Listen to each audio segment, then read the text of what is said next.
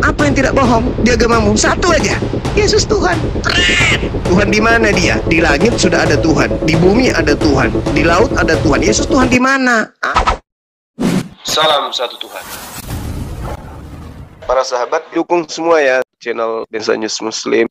Di like, di subscribe, di share sebanyak mungkin untuk supaya mencegah sahabat-sahabat kita di luar sana tidak terpengaruh terhadap pemurtadan. Ini si yang ngaku ini, ngaku Muslim. Aku Muslim kemarin. Tadi dia mengatakan, iya memang saya Muslim, memang saya Muslim kok. Memang saya Muslim kok. Islam dasar biadab. Memang saya Muslim. Berani kau ketemu dengan saya? Kau ngaku memang saya Muslim. Kau mau ngaku ketemu saya darat, mau nggak?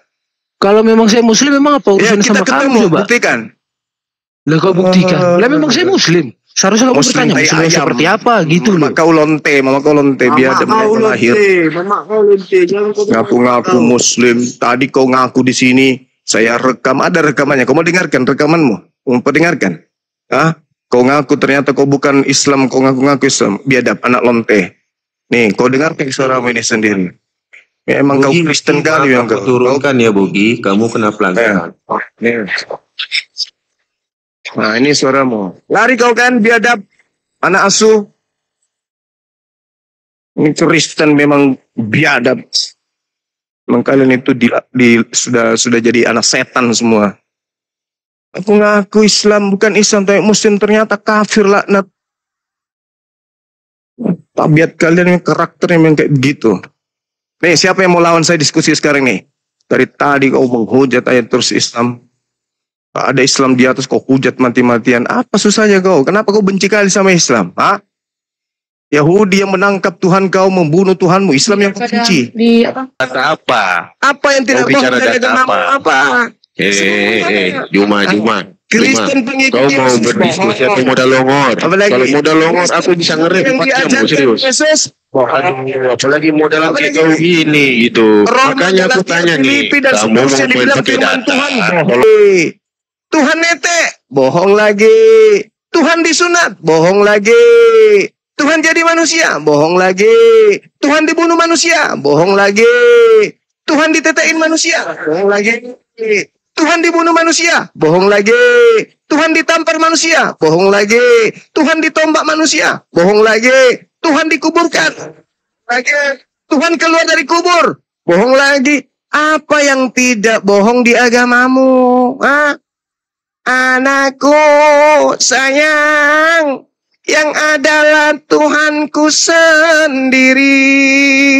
Cepatlah besar anakku, kelak besar kau akan dituhankan. Ayo, apa yang tidak bohong di agamamu? Satu aja, Yesus Tuhan. Keren. Tuhan di mana dia? Di langit sudah ada Tuhan, di bumi ada Tuhan, di laut ada Tuhan. Yesus Tuhan di mana? Tuhan di mana dia? Hei.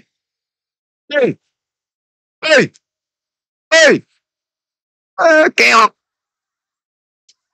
Makanya kalau beragama itu kudu pakai akal. Jangan pakai kondom bekas kalau beragama. Oke ya? Paham ya? Tuhan nenen bohong. Sudah masih menyembah Tuhan neneng bohong. Ayo. Tuhan nenen bohong lagi. Tuhan ketakutan pada malaikat, bohong lagi. Ayo, Tuhan lari dari kejaran tentara Romawi, bohong lagi. Ayo, gimana dong?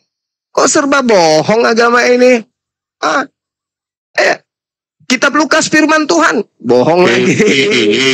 Lukas Yesus, jangan main kikik lah. Jangan kau bilangin timu kondusi bisa gak? Bilangin timu kondusi bisa gak? Jangan suruh-suruh orang hack kayak gitu. Minimal jangan main hack IP lah. Cuma kali kau gurunda. Kamu di sini mau modal toa doang, apa berdiskusi? Jawab aku. Kamu di sini mau modal toa doang atau berdiskusi? Ayo jawab. Saya di sini hanya ingin mengatakan ada yang tidak bohong dari agama. Berani nggak? Ternyata enggak. Cuman mau modal toa. Ternyata Ternyata kamu di sini cuma mau modal tidak toa. ada yang Iya. tidak bohong, semuanya Gimana? bohong. Kamu di sini cuma mau modal toa gitu. Berani berdiskusi nggak?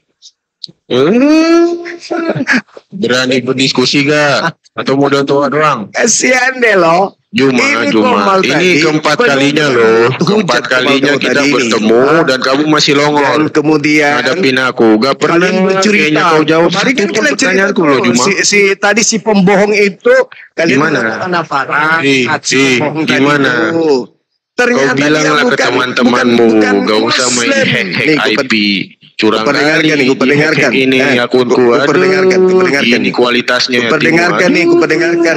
Kebohongan Jangan kayak ini. gitu ya. Curang itu namanya. Ya, gitu.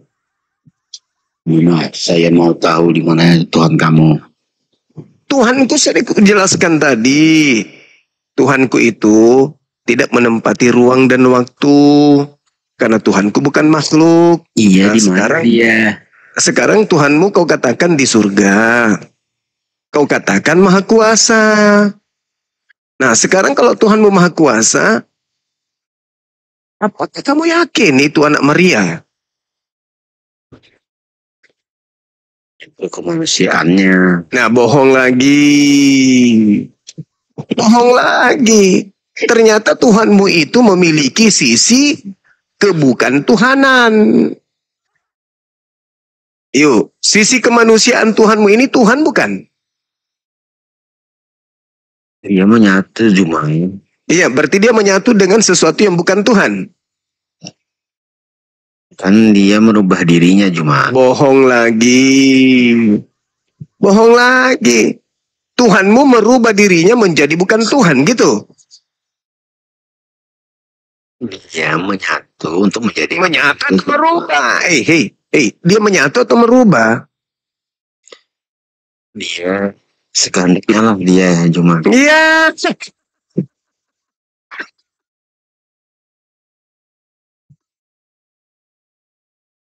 Ketawa cuma.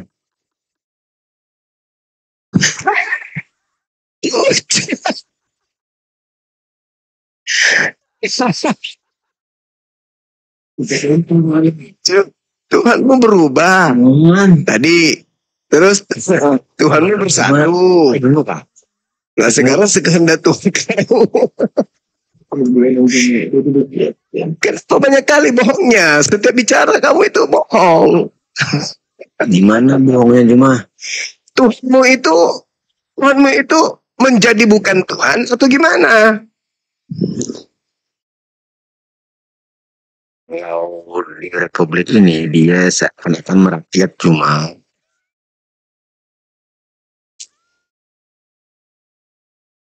Ini parah nih.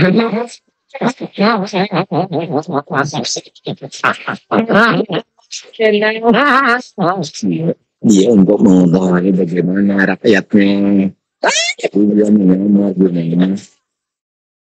Jadi kalau Tuhanmu mau merakyat kepada kalangan babi, Tuhanmu jadi apa? Bisa jadi babi.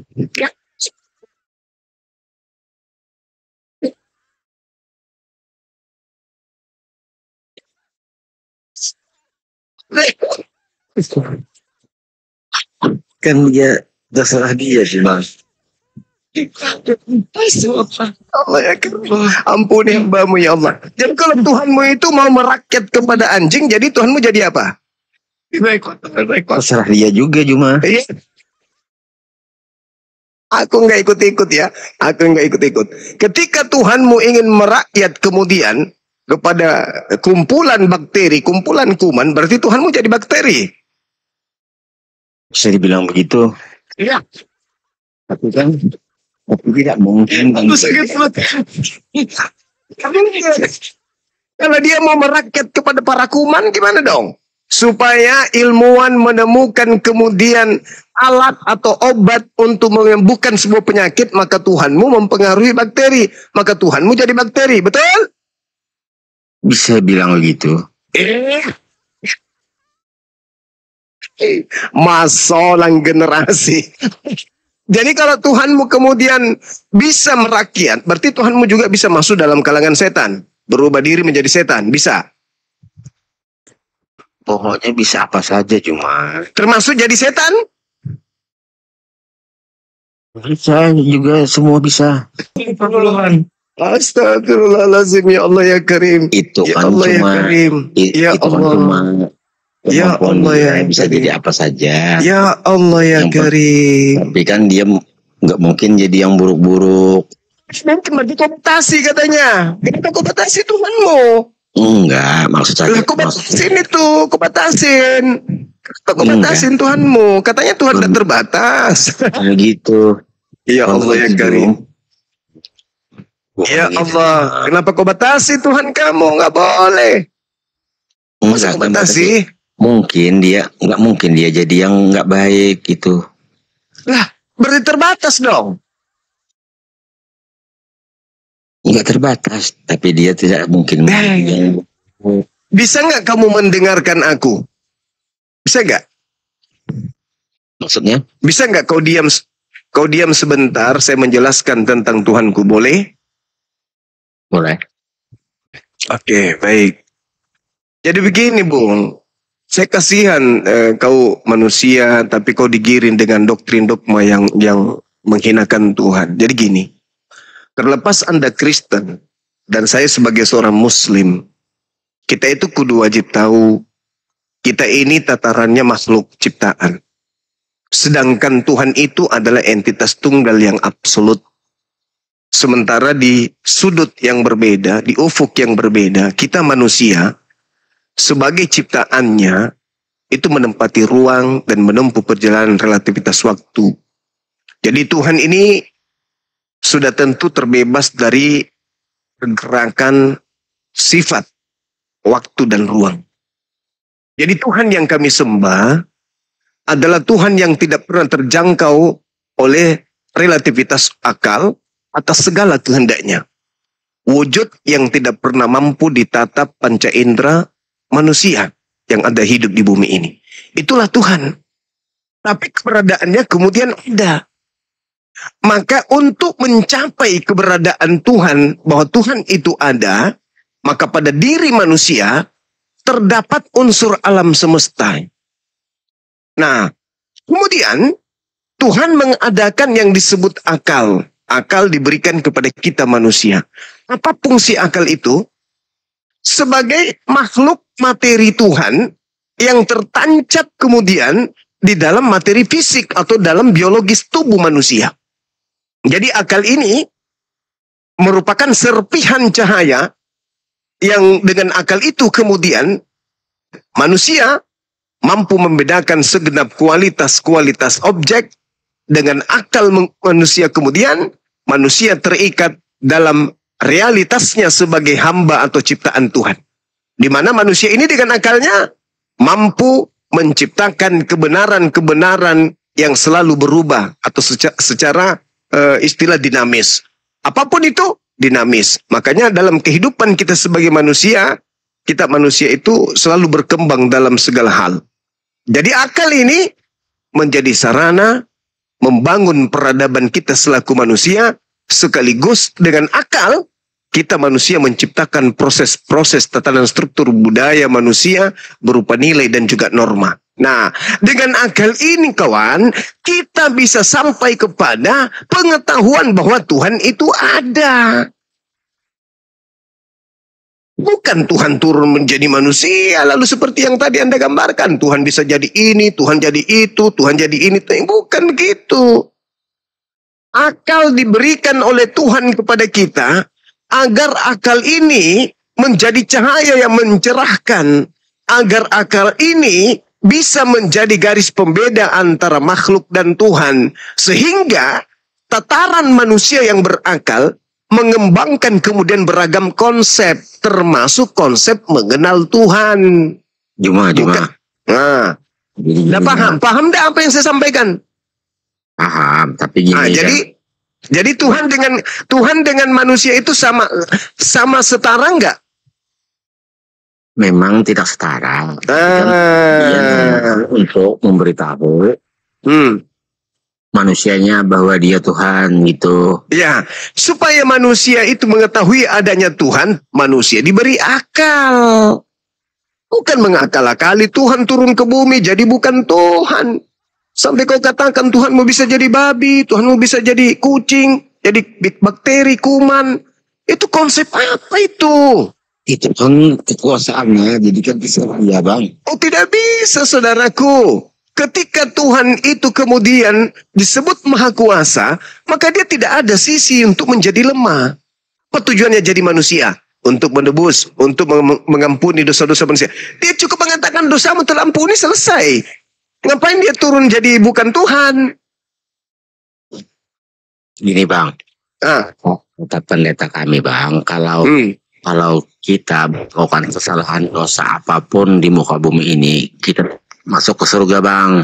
Gimana? Melakukan apa saja kita di muka bumi ini, mungkin apa saja, semua halal, apa saja yang kita perbuat, mau dosa, mau apa, masalahnya kita sudah ditebus bang. Itu ajaran setan itu. Itu ajaran setan. Surga itu bung, tempat suci. Yang masuk ke sana adalah orang yang suci. Orang itu disebut suci kalau jasadnya tidak terdapat makanan haram. Kalau ruhnya tidak pernah menyembah kepada sesamanya makhluk. Maka tubuh yang tidak pernah makan makanan haram dan ruh yang tidak tunduk menyembah kepada yang bukan Tuhan, itulah yang masuk ke surga. Bagaimana mungkin Anda masuk ke surga? Bayangkan nih, bayangkan. Adam tadinya sudah ada di surga. Makan makanan yang diharamkan oleh Tuhan, diusir dari surga. Lah ente bukan dari surga, makan semua yang diharamkan, mimpi masuk surga, mana bisa? Adam itu dilemparkan dari Ganbi Eden, dari surga karena makanan.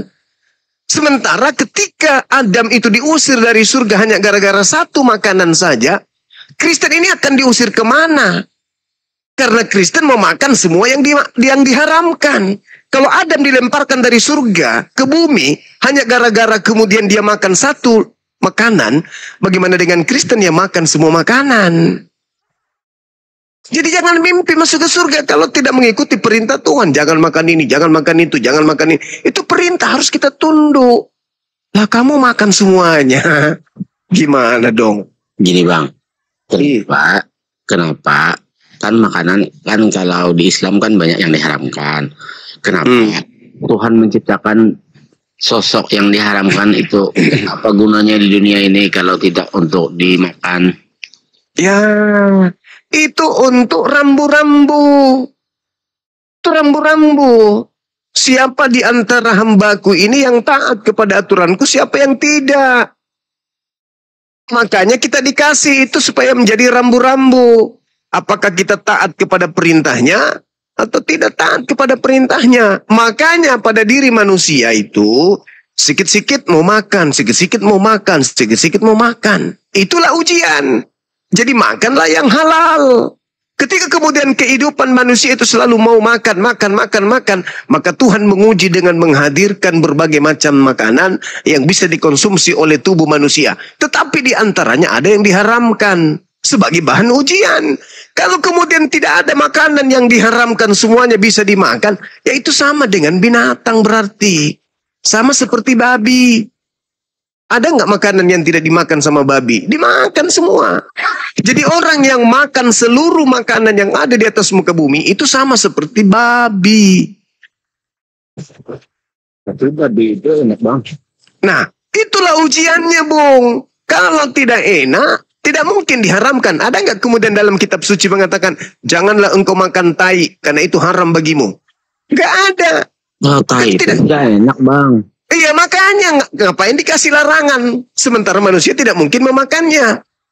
Tapi karena babi itu makanan paling enak. Kenapa makanan babi itu enak? Karena dagingnya itu sama unsur daging manusia. Daging manusia itu daging yang paling enak. Kalau Anda melihat dari unsur-unsur yang terdapat dalam daging manusia. Makanan manusia itulah, tubuh manusia itu paling enak kalau dimakan. Kenapa? Karena sama unsur gennya binatang babi. Makanya sekali Anda makan babi, maka otak Anda akan tumpul menuju kepada Tuhan. Hati Anda akan menjadi gelap menuju kepada Tuhan. Kenapa? Karena Anda makan makanan yang diharamkan. Kenapa babi diharamkan? Karena ketika orang makan babi dan menikmati itu dan tidak mau bertobat, maka hatinya menjadi tertutup, buta seketika. Sama seperti babi. Paham nggak sampai situ? Tapi gini Bang, Nah, kita berasumsi aja Bang. Gini Bang, kita punya, anggaplah kita di kabupaten punya Polres kan. Lah, ketika itu kita melakukan kejahatan.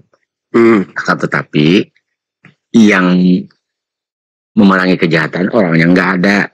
Jadi kita melakukan kejahatan terus kan sama seperti Tuhan. kenapa sama seperti Tuhan? Kita melakukan kejahatan tapi Tuhan tidak menegur kita. Jadi kita kan bebas. Tuhan memberikan aturan melalui para nabi. Jangan makan ini, jangan makan itu. Iblis juga punya aturan melalui juga utusannya. Jadi utusan Tuhan mengajarkan manusia tunduk kepada aturan Tuhan. Utusan iblis mengajarkan manusia untuk jangan melakukan perintah Tuhan. Itu. Perintah Tuhan. Bang, gimana? boleh saya nanya Bang? Boleh. Gini Bang, kan Bang mempercayai Tuhan Bang gitu kan. Kan untuk ini saya percaya Tuhan saya. Jadi saya nanya ke Abang, yang membuat Abang percaya bahwa Tuhan Abang itu ada dan mempunyai keajaiban-keajaiban yang dan ke umatnya Bang. Gimana itu? Iya. Jadi yang disebut Tuhan itu adalah hakikat yang berada pada posisi laisa kamitslihi syai'. Apa itu? Tidak serupa dengan makhluk. Karena makhluk itu punya kelemahan. Sedangkan Tuhan itu tidak memiliki kelemahan. Ada nggak manusia yang mampu menciptakan air? Nggak ada. Ada nggak manusia yang mampu menciptakan udara? Tidak ada. Ada nggak manusia yang mampu menciptakan tanah? Nggak ada. Tidak ada. Ada nggak yang menciptakan bumi manusia itu? Nggak ada. Menciptakan langit? Nggak ada. Nah, berarti ada yang menciptakan ini semua. Siapa yang menciptakan ini semua? Tuhan. Bukan makhluk. Nah, Tuhan ini tidak bisa kita lihat. Karena sesuatu yang bisa kita lihat jatuhnya pada posisi makhluk. Ciptaan.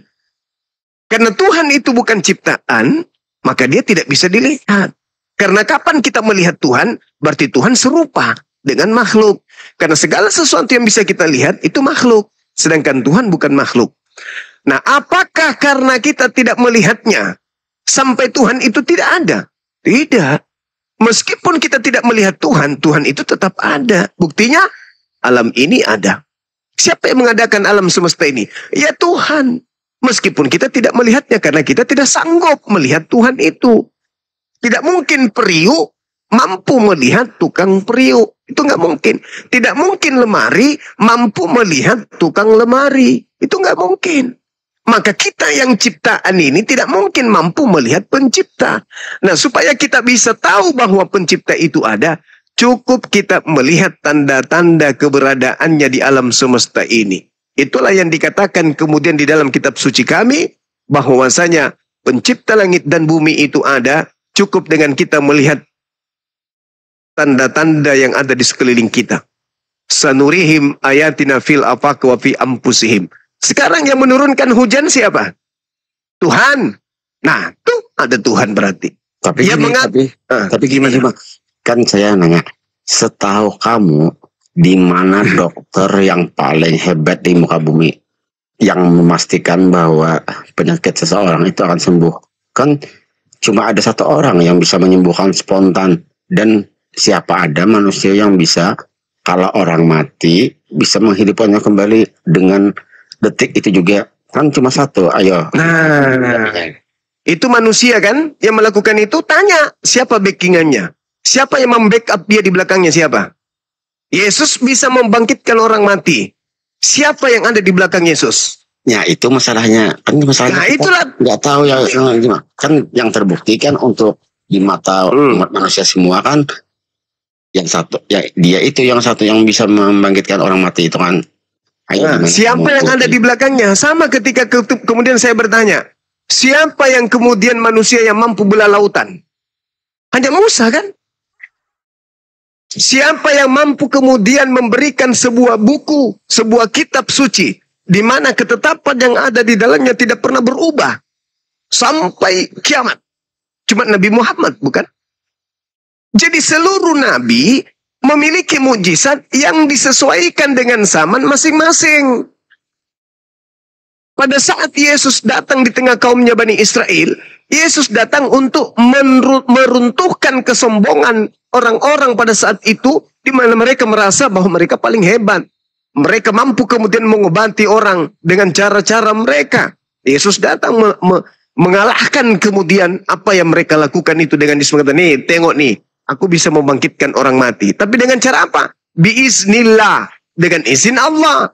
Berarti Yesus datang melakukan itu semua karena Allah. Ini buktinya. Kita lihat dalam Kisah Para Rasul 2 nomor 22.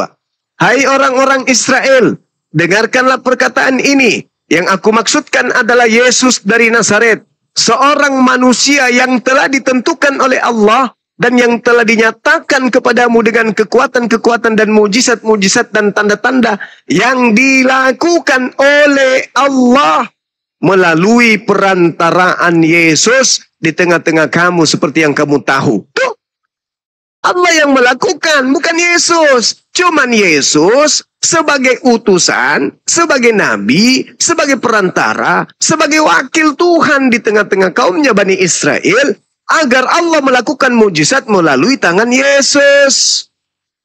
Makanya Yesus mengatakan, aku tidak dapat berbuat apa-apa dari diriku sendiri. Tapi faktanya dia bisa menghidupkan orang mati. Iya, karena di belakangnya dia itu adalah Tuhan pencipta langit dan bumi. Bisa nggak dilihat Bapak yang di belakangnya Yesus itu? Nggak bisa. Nabi Musa belah lautan.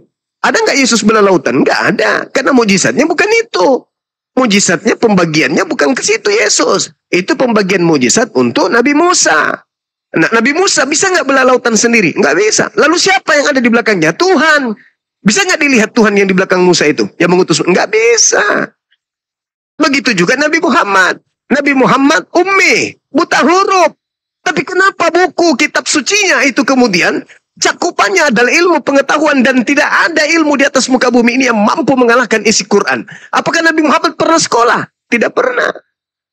Artinya bahwa Nabi Muhammad diberikan mukjizat untuk melumpuhkan kesombongan manusia di atas muka bumi ini dengan mereka menemukan temuan-temuan, tapi ternyata dalam Al-Quran sudah ditunjukkan temuan tersebut. Contoh, ketika ilmuwan menemukan bahwasanya ada yang disebut sidik jari, Al-Quran lebih dulu 1400 tahun sudah menemukan itu. Ilmuwan menemukan kemudian bahwasanya di bawah laut ada api, ada sungai, laut kemudian terbagi dua, tidak bisa menyatu. Yang Nabi Muhammad lebih duluan menemukan 1400 tahun tersebut. Lebih dulu. Berarti Nabi Muhammad datang untuk melumpuhkan ilmu pengetahuan. Nah, Musa datang untuk melumpuhkan kemampuan tukang sihir pada masa itu. Yesus melumpuhkan para tabib pada saat itu. Jadi masing-masing mereka punya mujizat. Bukan berarti mereka Tuhan, tapi mereka adalah manusia mulia yang derajatnya di atas daripada manusia biasa dan di bawah daripada malaikat. Tidak bisa setara dengan Tuhan. Makanya Yesus mengatakan dalam Yohanes 5 nomor 36. Ada kesaksianku yang lebih penting dari kesaksian Yohanes Pembaptis. Bahwa seluruh pekerjaan mujizat yang aku lakukan, pekerjaan itulah yang aku lakukan dan bersaksi bahwa Bapaklah yang telah mengutus aku. Nah, terbukti kan? Ternyata Yesus bersaksi bahwa pekerjaannya itu adalah pekerjaan yang disuruh oleh Tuhannya. Bukan Yesus sendiri. Aku tidak dapat berbuat apa-apa dari diriku sendiri. Ah, itu Yohanes 5 nomor 30. Mungkin Yesus untuk mempelajari kan umatnya, untuk kalau dia sudah nggak ada, jadi umatnya untuk menyembah dia. Kan waktu sekarang umatnya nggak ada lagi. Mungkin dia untuk memberi pelajaran bagi umat. Kalau sudah aku nggak ada lagi, menyembahlah ke aku. Bukan begitu, Jumah? Bukan. Yesus ketika dia datang mencontohkan kaumnya Bani Israel menyembah kepada Tuhan pencipta langit dan bumi. Yesus mengajarkan sujud kepada pencipta langit dan bumi. Berserah diri kepada pencipta langit dan bumi. Anda coba baca Yohanes 14:31. Dunia harus tahu, kata Yesus. Dunia nih yang harus tahu. Berarti termasuk kita yang ada di Indonesia ini harus tahu. Apa kata Yesus dalam Yohanes 14 nomor 31 itu? Apa kata Yesusnya? Bisa Anda baca? Saya lagi di luar cuma. Oke, saya bacakan sama Anda. Tetapi supaya dunia tahu bahwa aku mengasihi Tuhan dan bahwa aku melakukan segala sesuatu seperti yang diperintahkan Tuhan kepadaku. Bangunlah, marilah kita pergi dari sini. Aku melakukan segala sesuatu seperti apa yang diperintahkan oleh Tuhan kepadaku. Tuh, jelas kan? Yesus itu melakukan segala perintah. Apa yang diperintahkan Tuhan, itu yang dilakukan. Di dalam Yohanes 4 nomor 34 juga jelas terjadi di sana pernyataan Yesus bahwasanya dia ini mengerjakan pekerjaan seperti apa yang diperintahkan oleh Tuhan kepadanya. Apa katanya? Makananku adalah melakukan kehendak Tuhan yang mengutus aku dan menyelesaikan pekerjaannya. Berarti membangkitkan orang mati itu pekerjaan Tuhannya Yesus melalui Yesus. Juma, gini. Ya. Kamu kan sering mengatakan bahwa Yesus untuk Yahudi, gitu kan? Ya, memang betul. Ini, saya balik nanya. Sedangkan Tuhan kamu, nabinya berasal dari tanah Arab, berarti itu bukan untuk Bani yang lain-lain. Berarti untuk Bani Arab aja. Kata siapa? Itu kan memakai bahasa Arab. Berarti untuk masyarakat Arab. Bukan berarti masyarakat lain. Salah. Al-Quran datang diwahyukan kepada Nabi Muhammad. Karena dia orang Arab, bahasa sehari-harinya bahasa Arab. Maka dia menerima wahyu dalam bahasa Arab untuk menyampaikan kepada seluruh umat manusia. Nah, Al-Quran datang dalam bahasa Arab, dibawa ke seluruh negara, bahasa Arab itu harus diikut sertakan. Masing-masing negara menerjemahkan Al-Quran itu ke dalam bahasa bangsa mereka masing-masing. Ketika mereka ada keseleo di dalam terjemah, kembali kepada bahasa aslinya. Apa yang dimaksud bahasa aslinya? Kemudian dirunut kembali untuk perbaikan terjemah. Terjemahan ini harus mengikuti bahasa asli. Supaya orang Indonesia tahu isi Al-Quran. Maka Al-Quran diterjemahkan ke dalam bahasa Indonesia. Supaya orang Jepang tahu isi Al-Quran. Maka Al-Quran diterjemahkan ke dalam bahasa Jepang. Supaya orang Bugis tahu isi Al-Quran. Maka Al-Quran diterjemahkan ke dalam bahasa Bugis. Itu buktinya bahwa Al-Quran itu seluruh manusia punya. Di dalam Al-Quran diterangkan, ya ayyuhalladzina aman, ya ayyuhan nas inni rasulullahi ilaikum jami'a. Wahai seluruh manusia, sesungguhnya aku ini adalah utusan Tuhanmu untuk kepada kalian semua. Itu. Sedangkan Yesus cuman berkata, Shema Israel. Wahai Israel. Shema Israel. Wahai Israel. Yesus hanya menyeru kepada Israel. Tidak ada pernah Yesus kita temukan teriak, wahai seluruh manusia, nggak ada. Nabi Adam, Nabi Musa juga begitu. Tidak ada Musa itu berteriak untuk Adam, untuk seluruh manusia keturunan Adam, nggak ada.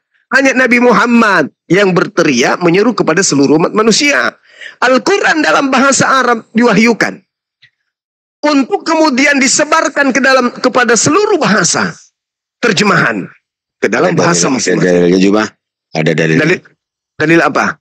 Dalil dari umat Islam mengatakan bahwa agama Islam yang benar. Dan untuk semua umat. Iya jelas dong. Di mana dalilnya? Dong. Al-Quranul Karim menjelaskan dalam surah Al-Furqan, Tabarakalladzi nazzala al-Furqan ala abdihi liyakuna lil alamina nasihan. Kan jelas. Maha suci Allah yang telah menurunkan Al-Quran kepada Nabi Muhammad agar Nabi memberi peringatan kepada seluruh alam semesta. Al-Quran surah Al-Qalam ayat 52. Wa ma huwa illa zikrul lil alamin. Al-Quran itu diwahyukan tak lain adalah untuk peringatan bagi seluruh alam semesta. Jelas itu dalilnya. Al-Quran surah Al-Baqarah ayat 119. Inna arsalnaka bil haq basyira wa nathira. Sungguh aku mengutus kamu dengan kebenaran sebagai pembawa kabar gembira dan peringatan. Jelas itu. Mengutus kemudian Nabi Muhammad untuk seluruh alam semesta. Nah, sedangkan Yesus, aku diutus hanya kepada domba yang sesat dari umat Israel saja. Nah, kalian bukan umat Israel. Harusnya kalian itu menjadi pengikut Nabi Muhammad, bukan pengikut Yesus. Karena Yesus hanya untuk kaum Israel saja. Sedangkan Nabi Muhammad untuk seluruh umat manusia. Termasuk kamu. Makanya kamu disebut kafir karena kau menolak Nabi Muhammad. Di mana Nabi Muhammad diutus untuk kamu. Tapi kau menolaknya. Malah kau ikut-ikut ke Yesus. Di mana Yesus mengatakan, aku hanya untuk Bani Israel. Ngapain kau ngikut ke sana? Oh, nyamar-nyamar jadi domba. Padahal kalian itu bukan domba. Berarti yang terbanyak, yang menganut agama terbanyak di muka bumi ini sesat semua. Menurut pendapat kamu? Yesus yang mengatakan itu. Matius 24 nomor 4 nomor 5. Waspadalah agar kalian jangan disesatkan, sebab banyak orang yang akan datang memakai namaku dan berkata akulah Kristus. Mereka akan menyesatkan banyak orang. Jadi kata Yesus, ada iblis yang datang memakai namanya, yaitu Yesus, dan berkata dirinya adalah Kristus. Yesus Kristus palsu ini akan menyesatkan banyak orang. Nah, Yesus asli mengatakan, aku diutus hanya kepada domba yang sesat dari umat Israel. Yesus palsu mengatakan, pergilah ke seluruh dunia, jadikanlah seluruh bangsa menjadi muridku. Itu dua Yesus yang berbeda. Yang asli hanya untuk Bani Israel, yang palsu untuk seluruh bangsa. Kalianlah korbannya. Karena mengikuti Yesus yang palsu. Begitu, saudara. Banyak kali mulut kau. Satu mulutku. Apa hasilnya kau selama ini, Zuma? Alhamdulillah, banyak pendeta pastor yang masuk Islam kembali menjadi manusia. Nol kau. Setelah mereka jadi binatang berpuluh tahun, mendengarkan kemudian apa yang saya sampaikan, Alhamdulillah mereka berubah jadi manusia. Apa hasil kau berkuar-kuar kayak gini? Udah aku bilang sama udah aku bilang, udah aku jawab. Semakin kuat, semakin banyak pengikut Yesus biar kau tahu. Semakin berkeluarga, semakin banyak pengikut Yesus. Waduh, orang semakin pintar. Sayangnya itu terbalik. Bang Antar. Saya mau nanya Bang Antar. Udahlah, nggak ada isi kau Zuma. Ini kamu bilang katanya agama kita yang terbanyak ini bilangnya agama yang sesat. Ayo gimana kamu membantu bantunya? Yesus mengatakan iblis akan menyesatkan banyak orang. Tergenapi enggak? Ya tergenapi, kalian banyak kan? Kalau tidak banyak berarti Yesus bohong. Tapi karena Yesus mengatakan akan banyak orang yang disesatkan oleh Yesus palsu, ya terbukti. Maksudnya Yesus palsu itu gimana cuma? Yesus kan berkata waspadalah, kata Yesus kepada muridnya, waspadalah kepada penyesat yang datang kepadamu memakai namaku. Pertanyaan saya kepada saudara, penyesat itu ketika datang menurut Yesus memakai nama siapa? Kan dia nggak bilang nama Yesus, cuma Kristus. Namaku siapa? Dia tidak menyebutkan namanya, cuma Kristus. Dia bilang, waspadalah kepada penyesat yang datang memakai namaku. Nah, namaku siapa? Tapi kan tidak menyebutkan nama, cuma Kristus. Namaku siapa? Jawab dulu, namaku siapa? Ayo, jujur kita. Anda mau selamat kan? Kalau mau selamat, lepaskan doktrin, pakai akal. Biar jadi manusia. Yesus berkata, waspadalah kepada penyesat. Dalam bahasa Yunaninya planos. Planos itu pembohong, penipu, penyesat, atau iblis. Waspadalah kepada penyesat yang datang kepadamu memakai namaku.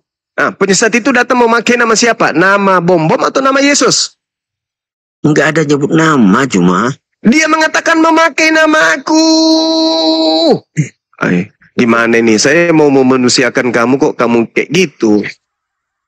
Tapi kan dia nyebut Kristus dalam. Iya, selain dia memakai namaku, dia juga mengatakan akulah Kristus. Berarti iblis itu datang dengan menyamar Yesus Kristus. Tapi nggak ada menyebutkan namanya Yesus gitu, Bu. Dia mengatakan waspadalah kepada penyesat yang datang kepadamu memakai namaku. Namaku siapa? Memakai namaku berarti memakai nama Yesus. Dan penyesat itu selain memakai namaku, dia juga mengaku Kristus. Berarti kalau digabungkan penyesat ini mengaku Yesus Kristus. Alamak, ayo kawan. Dan saya pernah nanya kepada saya juga pernah nanya kepada begitu. Kata pendeta, dia tidak menyebut nama Yesus, cuma Kristus yang orang. Ya sama aja, Pung. Oke. Anggaplah begitu. Anggaplah pendeta kamu itu benar. Sekarang penyesatnya bergelar apa menurut Yesus? Kristus. Nah, sekarang siapa yang pengikut Kristus? Islam atau Kristen? Yang banyak itu. Hah? Kristen. Sekarang Anda agamanya apa? Kristen. Nah, sudah. Anda sadar nggak? Tapi tidak menyebutkan nama Yesus, Jumai. Betul, tadinya katanya Kristus. Kristus itu nama gelar penyesatnya. Sedangkan Kristen artinya pengikut Kristus. Berarti kalian pengikut penyesat. Belum sadar juga. Kamu gak bayar aku loh. Kita tidak saling mengenal. Kan keluarga biologis. Kita hanya saudara sebangsa. Saya relakan kemudian menghabiskan waktu saya sampai jam segini untuk memberikan penjelasan, peringatan, ajaran Yesus yang benar itu kayak mana. Anda tidak gaji saya kan? Berbeda ketika Anda ke gereja, Anda bayar per puluhan. Di sini enggak. Tapi saya jujur menyampaikan isi Bible. Kalau saya menyampaikan Al-Quran, mana bisa Anda terima? Anda tidak beriman kepada Al-Quran. Maka cukuplah kemudian Bible sebagai acuan. Itu pun di Bible saya mengutip pernyataan Yesus. Anda juga tidak mau percaya. Berarti Anda lebih besar kemudian doktrinnya daripada akalnya. Nah, sekarang Yesus mengatakan, kasihilah Tuhanmu dengan akal. Kenapa Anda tidak melakukan itu? Harus melakukan itu. Kenapa Anda melakukan kasihi Tuhanmu dengan dogma? Kalau dogma itu menyesatkan itu. Kenapa dogma itu menyesatkan? Karena dogma itu ilusi. Contoh seperti yang Anda tadi, itu kan ilusi. Apakah Tuhanmu itu bisa jadi setan? Bisa. Itu ilusi. Mana ada Tuhan bisa jadi setan? Mana ada Tuhan bisa jadi manusia? Kalau Tuhan jadi manusia berarti Tuhan menjadi bukan Tuhan. Karena manusia itu bukan Tuhan. Ketika Tuhanmu jadi manusia berarti Tuhanmu menjadi bukan Tuhan. Apa bisa Tuhan bisa menjadi bukan Tuhan? Kan tidak bisa. Oleh karena itu, agamamu hanya ilusi. Kalau Anda mau selamat, tinggalkan agama ilusi. Pakai akal. Waspadalah kepada penyesat yang datang kepadamu memakai namaku dan berkata, akulah Kristus. Jadi ketika ada orang mengaku Kristus, berjumpa dengan Kristus, menyembah kepada Kristus, maka dia menyembah penyesat. Maka dia pengikut penyesat. Kemana perginya penyembah penyesat? Kemana perginya pengikut penyesat? Ya ke neraka. Anda mau ke neraka rupanya. Hanya gara-gara egois. Saya Kristen dong. Egois saja. Hanya itu. Begitu Anda mati, Anda mau bertanggungjawabkan kepada siapa iman Anda, kepercayaan Anda. Tapi nggak ada yang suruh. Setiap dalam masalah kita di muka bumi ini, kalau kita menyebut nama Yesus, itu spontan cuma sembuh. Spontan apa? Dengan mukjizat-mukjizatnya. Ya itulah yang dikatakan Yesus. Waspadalah kepada Kristus palsu yang melakukan mujizat-mujizat sekiranya menyesatkan manusia-manusia pilihan juga. Itu bukan menyelesaikan umat, itu kan dia memberikan kesehatan untuk permohonan umat-umatnya. Kau kesehatan pula, kau ke dokter.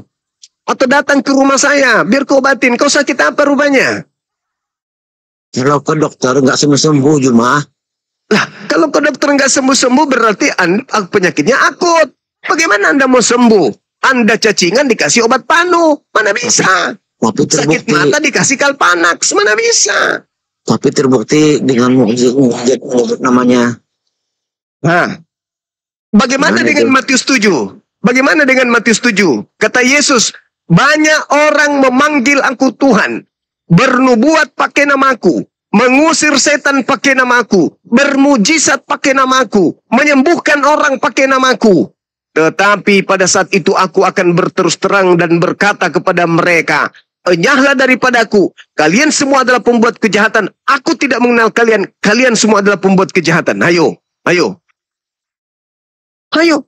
Ternyata orang yang bermujizat, mengobati orang sakit, menyembuhkan orang sakit, ternyata Yesus tidak mengenalnya, malah diusir. Kenapa? Karena mereka mengikuti Kristus palsu, di mana iblis pun bisa mengobati orang, iblis pun bisa bermujizat. Makanya iblis mengatakan kepada Yesus dalam Lukas 4, Yesus, jika kau menyembah aku, maka segala kuasa akan aku berikan kepadamu. Kuasa menyembuhkan, kuasa memberikan rezeki, kuasa memberikan bantuan, kuasa memberikan pertolongan. Itu iblis janjikan. Jadi kalau Anda menuhankan iblis, iblis akan membantu Anda untuk menyembuhkan orang sakit.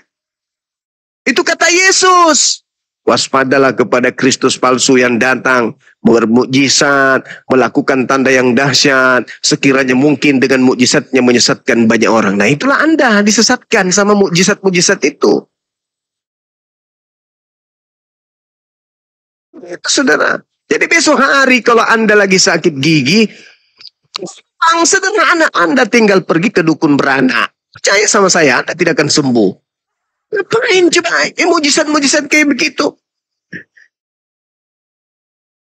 Pakai akal, Bung. Gini cuma. Apalagi? Kan kamu percaya bahwa Tuhan kamu yang benar gitu kan? Iya, iyalah. Di dalam negeri, contohnya aja dalam negara kita ini kan ada 6 agama. Ya, berarti kalau kamu mengklaim agama kamu yang paling benar, berarti agama yang lain itu anggapan kamu itu salah. Iya, iya dong. Pasti itu. Berarti yang menganut agama selain Juma itu berarti sesat semua. Iya, iyalah. Pastinya itu, nggak diragukan. Oh, baik. Berarti anggapan kamu yang menganggap selain agama yang dianutnya oleh Juma itu orang bodoh dan tolol semua. Jahil, lebih dari kera. Kera, kenapa kera kemudian tidak nampak, terlihat, menyembah kepada Allah pencipta langit dan bumi? Karena dia bukan manusia. Tapi kalau ada manusia yang diberi akal, tapi tidak menyembah kepada pencipta langit dan bumi, malah menyembah kepada ciptaannya, itu lebih kerah dari kerah. Contoh Kera gimana contoh? Contoh agama, enggak agama Hindu, dia kan percaya dengan leluhur-leluhurnya. Kan terbukti juga cuma dia bisa berkomunikasi. Berarti Tuhan di dunia ini banyak cuma satu Tuhan itu maha kuasa, memberikan segala fasilitas kepada ciptaannya. Malu Tuhan itu hanya gara-gara tidak disembah, Tuhan tidak memberikan hak prerogatifnya sebagai manusia ciptaannya. Tuhan memberikan kepada siapapun ciptaannya. Sekali dia diciptakan, fasilitas diberikan oleh Tuhannya. Meskipun ciptaannya itu kemudian tidak menyembahnya. Itu yang Anda harus pahami. I love you. Thank you.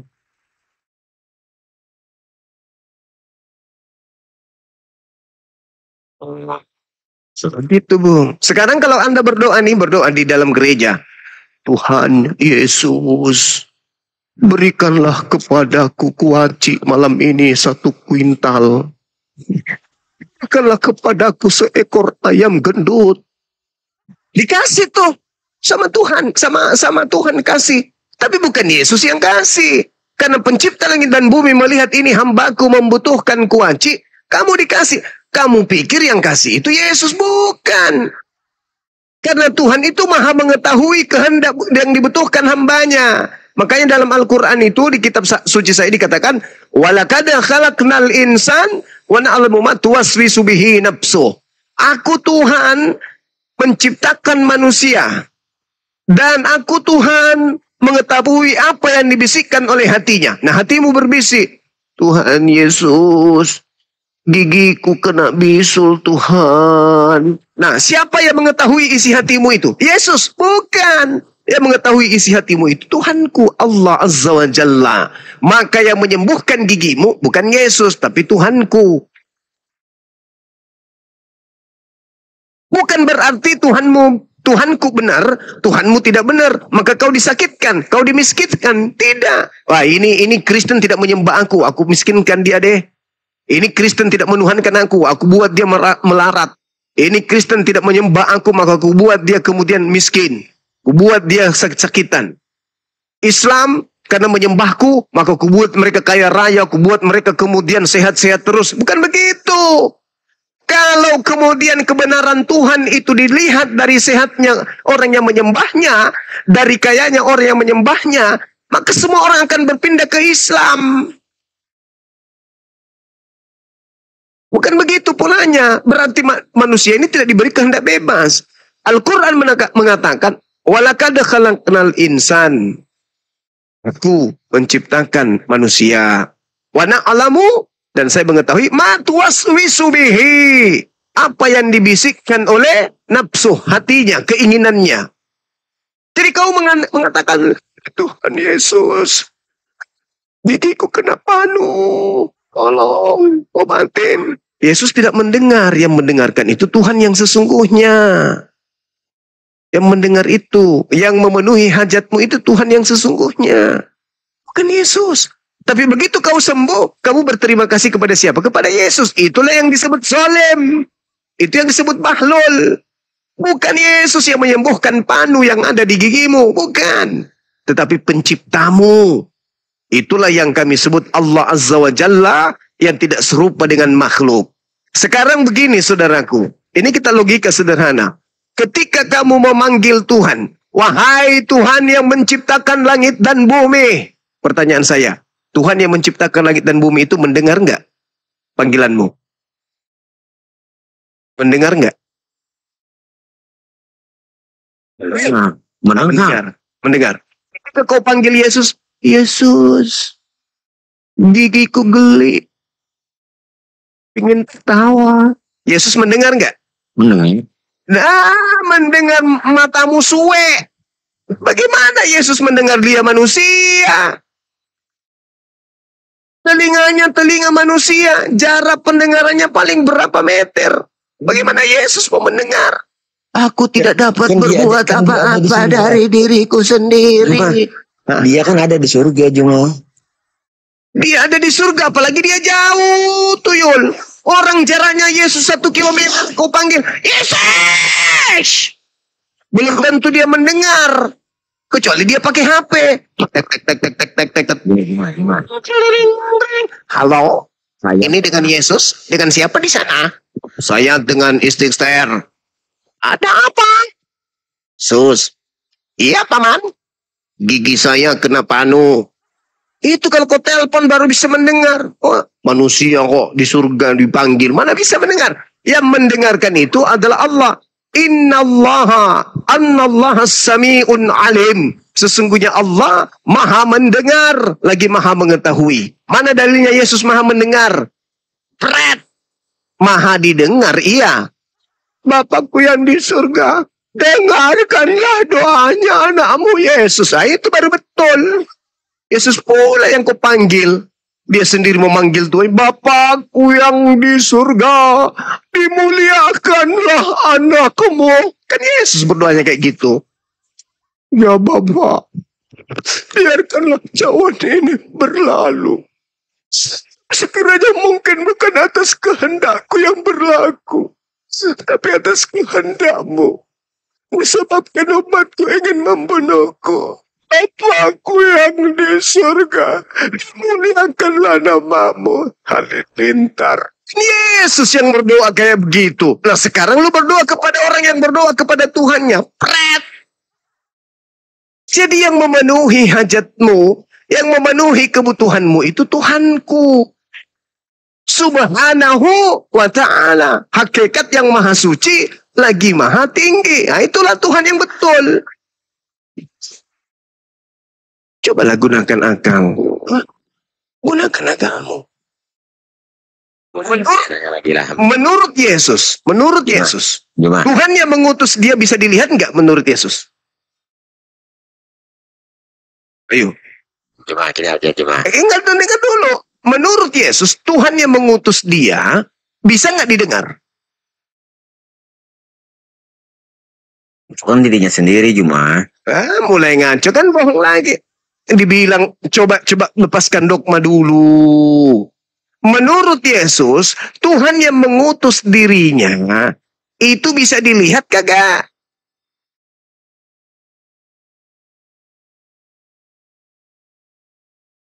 Itu dirinya sendiri cuma. Menurut Yesus, Tuhan yang mengutus dirinya bisa dilihat kagak?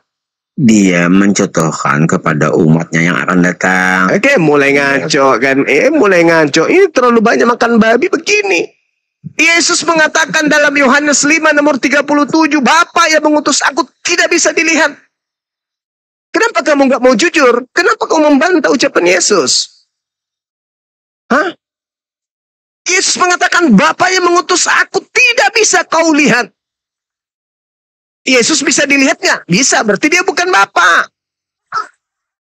Yesus mengatakan, suaranya pun tidak bisa kau dengarkan. Nah, itu kata Yesus. Pertanyaan saya, menurut Yesus suara Bapa bisa didengar nggak? Kan suara Bapa itu kan sama seperti Yesus. Kan mulai ngaco. Aduh, gimana ini saudaraku ini? Apa gunanya kita diskusi kalau kau fungsimu tidak kau sampaikan, kau fungsikan otakmu? Saya gini aja, cuma kan kamu bilang kan Tuhanmu kan yang memberi aku segalanya gitu kan? Oh iya, siapa lagi? Tuhan itu serba mencukupi. Yang membolak-balikkan hati manusia itu kan siapa? Tuhanmu juga kan? Ya betul, karena Kenapa? Tuhan memberikan potensi. Ingat, Tuhan memberikan potensi kepada seluruh manusia. Bebas hatinya mau mengatakan apapun bebas. Berarti Tuhan di semesta alam ini satu kan bilang kamu gitu kan? Iya. Berarti kenapa Tuhan kamu tidak membolak-balikan hati semua agama yang menyimpang dari agamanya? Ayo gimana? Tuhan sudah memberikan fasilitas, dikasih akal. Masa kamu dikasih boneka? Kan mudah dikasih. Tuhan. Yang membedakan, dengar. Yang membedakan kita dengan malaikat apa? Malaikat tidak diberi kehendak bebas. Kita diberi kehendak bebas. Tuhan membebaskan. Wa qulil haqqu mir rabbikum. Segala sesuatu itu, kebenaran itu berasal dari Tuhanmu. Barang siapa yang ingin beriman, silakan beriman. Barang siapa yang mau kafir, silakan kafir. Dikasih kebebasan. Masa mau diatur-atur? Lu harus beriman kepadaku. Nggak bisa tidak, disetting. Ya berarti manusia dalam bentuk tidak sempurna dong. Sedangkan kita manusia dicipta dalam bentuk fi aksani takum, dalam bentuk sempurna. Bukti kesempurnaan manusia itu berbeda dengan makhluk lain. Makhluk lain tidak memiliki kehendak bebas. Coba lihat, pernah nggak kambing teriak? Mbak, hari ini aku mau makan bubur Manado dong. Bosan makan rumput terus. Bisa nggak? Nggak bisa. Kenapa? Karena dia tidak memiliki kehendak bebas. Manusia bisa nggak? Hari ini makan bubur Manado. Besok makan bibir Manado. Banyak dia pilih. Kenapa? Karena memiliki kehendak bebas. Karena itulah dibebaskan memilih agama. Silakan kau pilih agama yang menurutmu benar. Yang menurutmu benar. Tolak ukurnya apa kebenaran itu? Akalmu. Sekarang kau pakai akal nggak untuk menjadi Kristen? Pakai akal nggak? Enggak. Bagaimana mungkin kau menggunakan akal menyembah anak manusia? Justru karena kau mematikan akalmu, kau hanya percaya saja, kau yakini saja ajaran keturunan dari nenek moyangmu, makanya kau jadi Kristen. Tapi kalau kau menggunakan akal, tidak mungkin kau jadi Kristen, tidak mungkin. Mustahile orang berakal menyembah kepada sesamanya makhluk. Mustahile orang berakal menganggap manusia yang keluar dari kubur adalah Tuhan. Mustahile manusia yang bernonot, dipotong nonotnya, nenek sama ibunya dianggap Tuhan. Mustahile. Karena kau tidak menggunakan akal, maka kau jadi Kristen. Kalau kau menggunakan akal, yakin 1000 dan berjuta% malam ini juga kau akan keluar dari agama yang tidak masuk akal itu. Paham sampai sini? Cuma ajaran Islam itu ajaran yang terbaik ya Juma? Ya iya pastilah. Tapi kenapa saya lihat di media sosial, kenapa yang orang yang tahu ajarannya kan istilahnya guru dari pondok-pondok pesantren, kenapa menggauli santri-santrinya? Itu oknum, berarti melanggar. Sedangkan dia mungkin ilmunya lebih dari biasa. Pintar sekali. Pintar. Kenapa itu ajaran sampai gitu? Tidak ada di dalam Al-Quran ajaran seperti itu. Malah dilarang. La taqrabuz zina. Jangankan melakukan pencabulan seperti yang kamu tuduhkan. Mendekatinya aja dilarang dalam Islam. Tapi iblis datang. Lakukan dong. Lakukan, cabuli dong. Oh, anaknya cantik loh. Apalagi, mumpung gak ada yang tahu. Lakukan. Itu iblis. Kenapa dikatakan seperti itu adanya? Kenapa digoda sama iblis? Karena iblis ingin menjatuhkan seorang ustadz. Kalau pendeta masih bisa dijatuhkan sama iblis nggak? Enggak. Ngapain pendeta dijatuhkan lagi sama iblis? Untuk apa? Lo dalam agamamu segala sesuatu boleh. Tidak ada larangan haram di agamamu. Apa yang haram di agamamu? Nggak ada. Bahkan dikatakan di dalam Galatia 5 nomor 1. Apa yang dikatakan di sana?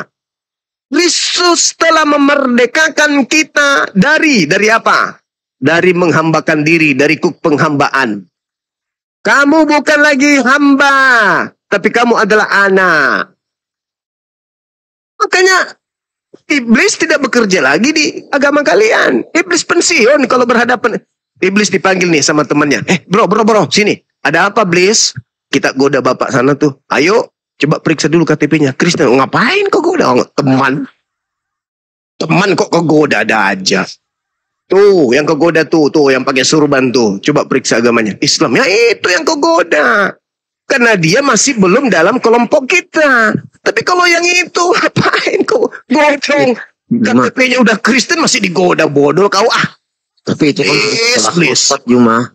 Sekelas Ustadz aja sudah melakukan seperti itu, apalagi masyarakat biasa seperti kami ini. Ayo. Nah, dengarkan saya, Bung. Semakin tinggi ilmu seseorang, semakin tinggi iman seseorang, semakin nyata ujian iblis itu datang kepadanya. Tahu nggak Yesus itu? Kau tahu nggak Yesus itu? Orang yang soleh, orang yang taat kepada Tuhannya, orang yang selalu tunduk menjaga perintah Tuhannya. Apa yang terjadi? Ditenteng, dibopong, digendong sama iblis. Tahu kau? Saking kuatnya imannya Yesus. Iblis membawa Yesus ke padang gurun. Iblis membawa Yesus ke bumbungan bait suci. Iblis membawa Yesus ke gunung yang tinggi. Tuh, kenapa bisa seperti itu? Karena Yesus orang soleh. Nah, kalau orang pendosa ngapain digoda iblis? Nggak digoda iblis lagi. Kenapa? Karena dia lebih iblis dari iblis. Dia mengajarkan orang makan segala sesuatunya. Iblis. Dia mengajarkan menyembah kepada makhluk kuburan. Iblis. Dia mengajarkan menyembah kepada anak orang. Ya iblis. Dia mengajarkan orang makan babi. Ya iblis. Dia mengajarkan orang untuk jangan bersunat. Iblis. Ngapain digoda coba orang kayak gitu? Ngapain? Dia yang mengajak lagi kemudian orang makan babi. Ya iblis. Tuhannya mengatakan jangan makan babi. Iblisnya mengatakan apa? Jangan makan babi. Nggak mungkin. Iblisnya mengatakan makan babi. Tuhan mengatakan jangan ada Tuhan lain selain diriku. Iblis mengatakan apa? Bikinlah Tuhan selain Tuhan. Yesus dituhankan. Iblis. Ibadah sabat. Jangan kau rubah sabatku. Iblis mengatakan apa? Rubah jadi minggu. Iblis. Sunatkan dirimu. Kalau ada yang tidak sunat, bunuh. Itu kata Tuhan. Kata iblis, jangan kau bersunat, tak ada gunanya. Tuhan mengatakan, terkutuklah orang yang tidak melakukan hukum Taurat. Iblis mengatakan apa? Ya, melakukan hukum Taurat terkutuk. Jadi iblis itu senantiasa bertentangan dengan Tuhan. Ketika Tuhan mengatakan satu Tuhan, iblis yang mengatakan satu dalam tiga. Tiga dalam satu. Itu iblis selalu bertentangan dengan Tuhan. Itu dinubuatkan Yesus di dalam Matius 24 nomor 15. Iblis itu terlihat bagus, terlihat baik ajarannya, tapi ajarannya senantiasa bertentangan dengan firman Tuhan. Bagaimana dengan Islam? Tuhan yang benar adalah Tuhan yang datang menyatakan diri kepada Abraham, Ishak dan Yakub. Islam, iya kan? Iya kan. Tuhan mengatakan Yesus adalah utusan Tuhan kepada kaumnya Bani Israel. Islam mengatakan, iya kan. Yesus mengajarkan Injil Allah kepada kaumnya Bani Israel. Islam mengatakan, iya kan. Yesus mengatakan, aku tidak akan mati dan tidak akan ada orang bisa membunuhku, mengambil nyawaku. Islam mengatakan, iya kan. Apa yang dikatakan oleh Tuhan, apa yang dikatakan oleh para nabi Tuhan, diiyakan umat Islam. Berbeda dengan Kristen. Apa yang diiyakan, yang diperintahkan oleh Tuhan, semua dibantah oleh Kristen. Aku diutus hanya kepada domba-domba yang hilang dari umat Israel, yang sesat dari umat Israel. Kristen bantah, oh enggak dong, untuk seluruh manusia dong. Yesus mengatakan, barang siapa yang meniadakan hukum Taurat meskipun yang paling terkecil dan mengajarkan kepada orang lain, maka dia akan menempati neraka. Kristen mengajarkan apa? Barang siapa yang mengharapkan ada kebenaran dalam hukum Taurat, maka dia tidak akan, maka dia sia-sia, maka sia-sialah kematian Kristus. Bertolak belakang. Semua yang diajarkan Tuhan dibantah Kristen. Ayo. Jadi iblis tidak lagi bekerja di Kristen. Iblis pensiun. Oh teman.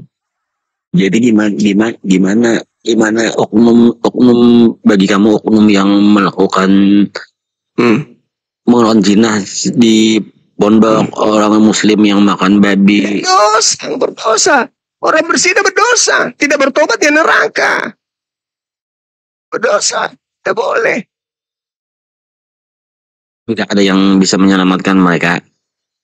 Begitu mereka bertobat menyadari, udah bertobat, nasuha, betul-betul mengaku berdosa di hadapan Tuhan dan bersumpah berjanji tidak akan melakukan lagi. Ya selamat. Tapi gimana? Allah suka kepada hambanya yang senantiasa bertobat. Gimana dengan korban-korbannya itu, kalau dia sedangkan dia bertobat aja dia bisa masuk surga? Bagaimana dengan perasaan orang yang korban-korbannya itu mah? Iya, mungkin dia dihukum. Mungkin dia dihukum untuk memuaskan kemudian korban. Dihukum, dikucilkan, hukuman kemudian hukuman sosial dikasih, lapor ke polisi, penjarakan. Tapi mereka yang melakukan di penjara bertobat, keluar menjadi orang yang baik. Dan lagi yang melakukan itu. Berbeda dengan kamu. Kalau kita menjadi Kristen, kita selamat. Karena dosa-dosa kita kemudian ditebus oleh Yesus dengan darahnya di atas tiang salib. Oke. Ketika orang Kristen melakukan dosa hari ini, bagaimana caranya menebusnya? Ayo. Kan sudah ditebus dari sananya. Berarti boleh, bebas, berdosa. Katanya bebas. Binatang. Binatang berarti. Binatang. Kan kita sudah ditebus dari Adam. Dosa-dosa kita sampai hari kiamat kita sudah ditebus. Berarti bebas. Jadi kita makan apa saja bebas. Tapi kan kalau kita melakukan kriminal di bumi ini, mungkin ada sekuensinya untuk apa? Hukuman dunia. Hukuman dunia doang. Akhirat. Tetapi itu akhirat udah dihitung lagi. Misalnya Anda memperkaos ibu kandung Anda, dosa atau tidak? Tapi kan tidak mungkin gitu, cuma. Ya enggak, kalau terjadi di antara seluruh manusia Kristen di bumi ini, kalau terjadi di antaranya mereka salah satunya, berdosa atau tidak? Enggak ada orang Kristen yang. Ya sudah, kalau orang Kristen kemudian salah satu dari kalian itu memperkaos kambing, berdosa atau tidak? Kalau dia mau. Berdosa atau tidak? Itu kan oknum juga ya. Bukan berarti semuanya. Ya, saya tanya bukan oknum, saya tanya berdosa atau tidak?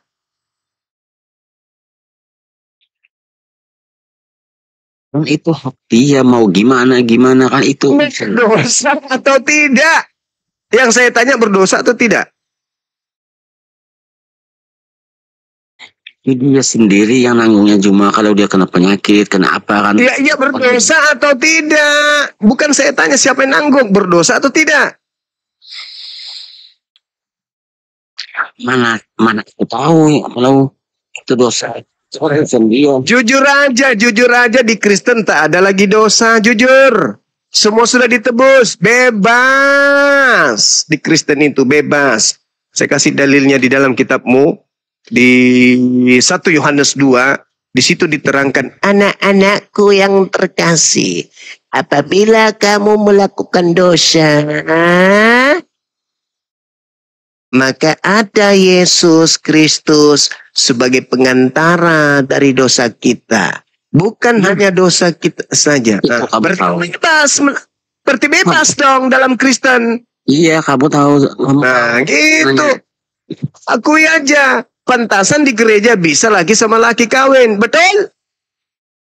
Itu kan oknum cuma. Loh, bagaimana Anda mengatakan oknum? Anda mengatakan tadi bebas. Kan tidak semua yang mau laki sama laki. Nah, kan faktanya di gereja dilakukan. Dan memang dalilnya, anak-anakku hal ini kau tuliskan kepadamu, supaya kamu jangan berbuat dosa. Namun jika seorang berbuat dosa, kita mempunyai seorang pengantara pada Bapa, yaitu Yesus Kristus yang adil. Dan Yesus adalah pendamaian untuk segala dosa kita. Untuk segala dosa kita. Dan bukan untuk dosa kita saja, tetapi juga untuk dosa seluruh dunia. Ayo. Gimana juga yang di pesantren tadi kan dia tahu sudah ini hukum. Menurut dalil 1 Yohanes 2, bebas. Kita semua sekarang sudah bisa jadi binatang. Karena bukan hanya dosa Kristen yang dihapuskan, tapi seluruh dosa dunia. Ayo. Pantasan kalian hidup kayak binatang. Di luar negeri sana, di negara mayoritas Kristen, hidup mereka itu kayak binatang. Gak ada adab, gak ada akhlak. Kenapa? Karena sudah didoktrin, didogma, Yesus itu adalah pendamaian untuk segala dosa Kristen. Dan bukan hanya dosa Kristen, tetapi juga untuk dosa dunia. Jadi agama Anda ini ingin membinatangkan manusia, paham? Itu kan ada dalilnya cuma. Iya, dalilnya itu untuk membinatangkan manusia. Kenapa? Karena seluruh dosa dunia dihapuskan oleh darah Yesus. Ayo. Berarti dengan matinya Yesus, iblis mau manusia hidup ala binatang. Iblis menjual Yesus di atas salib supaya anak keturunan Adam yang menjadi musuhnya hidup ala hewan, ala binatang, supaya bisa masuk neraka bersama dengan dirinya. Anak-anakku, janganlah berbuat dosa. Namun jika seorang berbuat dosa, gak apa-apa loh. Karena kita mempunyai seorang pengantara pada Tuhan, yaitu Yesus Kristus yang adil. Dan Yesus adalah pendamaian untuk segala dosa kita. Dan bukan untuk dosa kita saja, tetapi juga untuk seluruh dosa dunia. Apa itu maksudnya? Berarti seluruh dosa dunia sudah dihapuskan dengan darah Yesus kan? Iya. Berarti manusia Kristen bebas kan? Mau ngapain aja? Bebas. Enak kan? Enak. Sama nggak dengan binatang? Itu lain lagi cuma. Ya kok lain lagi? Binatang malah lebih tidak bebas. Binatang tidak bisa bobol mesin ATM. Binatang tidak bisa koruptor. Binatang tidak bisa menjajah. Ternyata kalian bisa. Berarti kalian lebih binatang dari binatang. Itulah yang diterangkan kitab suciku. Ulaika hum syarrul bariyah. Orang-orang kafir itu lebih buruk daripada binatang. Anda dengan jujur mengakui, bebas bang, semua enak kan? Kau bangga hidup lebih enak dari binatang. Kau bangga lebih bebas dari binatang. Kau bangga kemudian hidup lebih binatang daripada binatang. Alhamdulillah, untung kami Islam, untung kami lahir dalam keadaan Islam dan tidak lahir dalam keadaan Kristen. Paham sampai sini? Tapi orang Islam juga banyak yang tapi orang apa? Tapi orang Islam banyak juga seperti kami yang berarti mereka terjerumus ke dalam godaan binatang. Makanya di Islam itu harus membentengi akidah anak-anaknya supaya tidak jadi Kristen. Karena kapan jadi Kristen sesuai dengan pengakuan Anda, maka dia akan menjadi lebih binatang dari binatang. Kambing, monyet tidak bebas korupsi. Kalian ternyata bebas berdasarkan pengakuan saudara.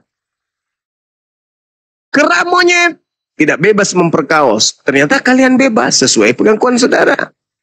Sampai Anda percaya diri, enak kan? Ya enak dong bagi binatang. Tapi bagi manusia, itu masih ada rambu-rambu yang harus terjaga dengan indah. Karena kami adalah manusia terpimpin dengan apa? Hablum minallah wa hablum minan nas.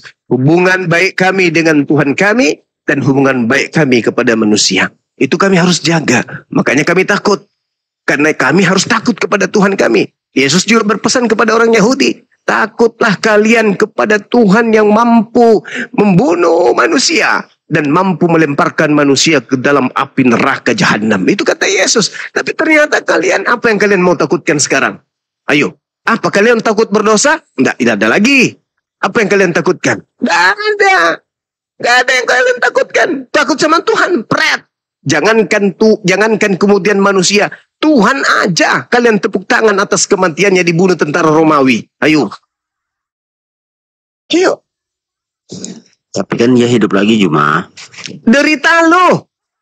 Kau bunuh orang habis itu hidup lalu kau tuhankan. Syarat menjadi Tuhan bagi Kristen dibunuh dulu, baru mati, baru hidup. Roma 14 nomor 9. Untuk itulah Yesus mati, supaya dia dibangkitkan oleh Bapa untuk menjadi Tuhan bagi Kristen longor. Kalau manusia, siapa ada yang bisa bangkit lagi cuma? Lah, banyak hantu popo pada leperakang mati bangkit lagi. Setan itu bangkit dari kubur, bukan Tuhan. Tapi tidak nampak cuma. Tidak nampak. Yesus sekarang nampak enggak? Kan dia sudah ke surga. Ya, enggak nampak berarti setan. Samanya itu. Lama. Ayo. Masih mau hidup ala binatang? Masih? Maksud saya gini cuma, berarti orang-orang Islam yang bebas dosa, kalau dia tidak bertobat neraka, udah. Kalau di kamu enggak, kamu melakukan dosa maksiat tidak ada dosa. Kalian adalah orang-orang yang sudah ditebus. Berarti untung di kamu ya. Untung di kamu karena kamu bebas hidup melebihi binatang, bahkan melebihi setan. Betul? Itu cuma. Mau nipu lagi dia ini. Mau nipu lagi. Tadi udah jujur, sekarang mau nipu lagi dia. Kamu itu bebas. Seperti bebasnya binatang dan iblis. Bebas kalian itu. Iblis disunat atau tidak? Iblisnya kelihatan cuma. Saya ulang. Iblis disunat atau tidak? Saya nggak pernah melihat iblis cuma. Iblis disunat atau tidak?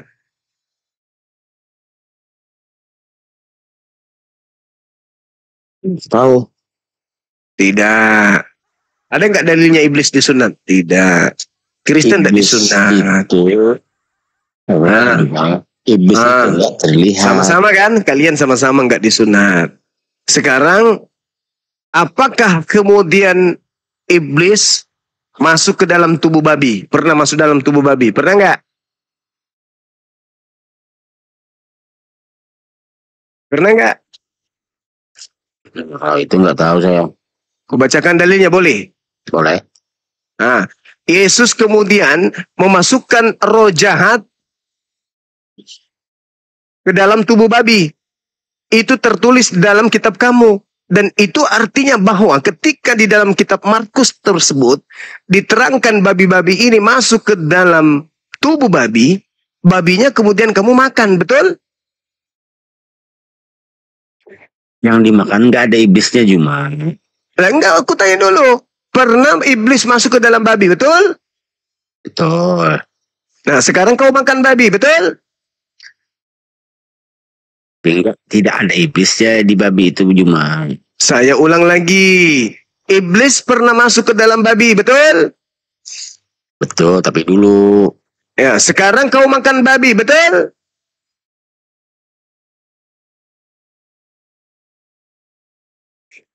Tapi yang saya... Kok ada tapinya? Nggak ada urus. Yang jelas kau makan babi, berarti kamu makan makanan yang dalam tubuhnya ada setan. Paulus juga mengaku itu. 2 Korintus 12 nomor 7. Supaya jangan aku membesarkan diriku, maka aku telah diberi satu duri yang menikam dalam tubuhku, yaitu iblis. Dalam tubuhku ada iblis, kata Paulus. 2 Korintus 12 nomor 7. Kamu makan babi berarti dalam tubuhmu ada iblis. Kau baca Yesaya 66 nomor 17-18. Tuhan akan datang membakar habis semua pemakan babi. Ayo, kamu pemakan babi enggak?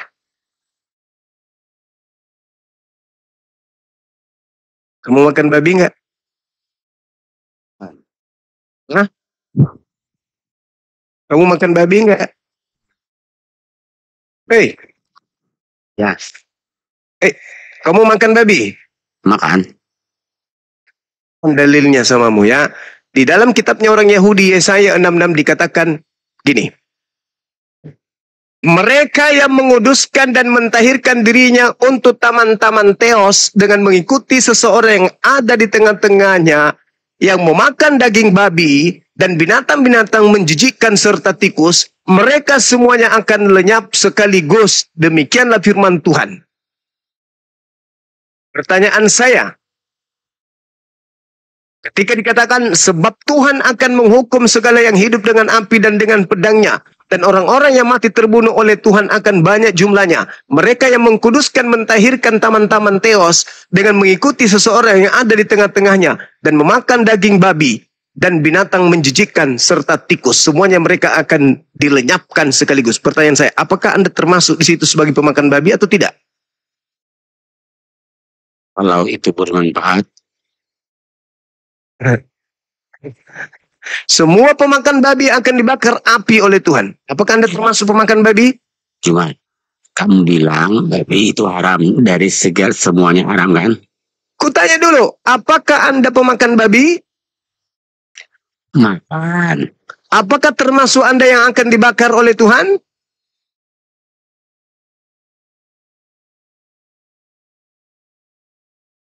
Kalau bermanfaat, nggak mungkin Tuhan. Itu dalilnya apa? Itu dalilnya apa? Itu dalilnya apa?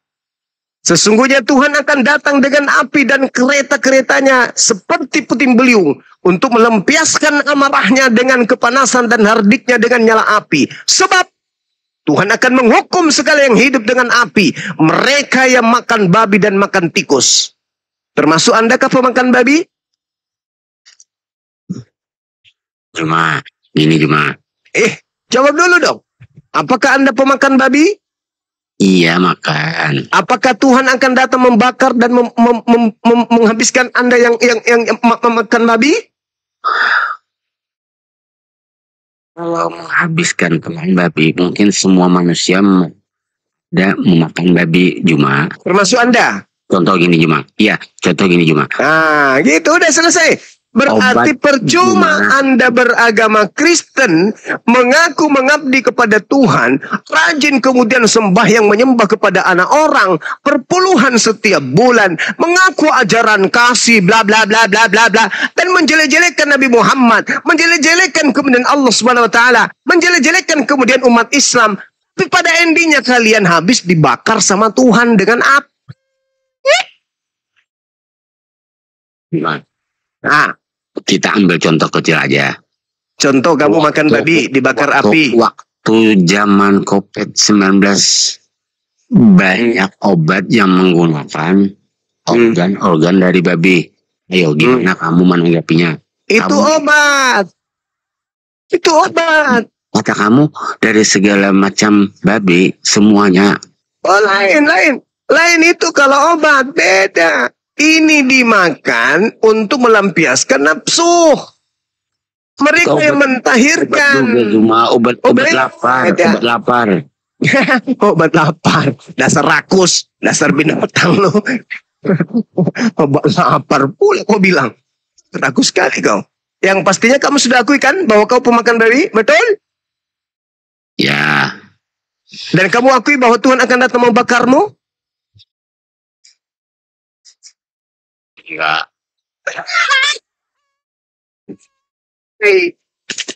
Berarti kamu mengingkari isi kitab yang kamu gunakan sendiri. Itulah Kristen yang dikatakan Al-Quran. Yukhadi'una Allah walladina amanu wa ma yakhda'una illa anfusahum wa ma yas'urun. Orang Kristen itu ingin menipu Allah dan ingin menipu orang-orang beriman, tapi sesungguhnya orang Kristen itu nyata hanya menipu diri mereka sendiri.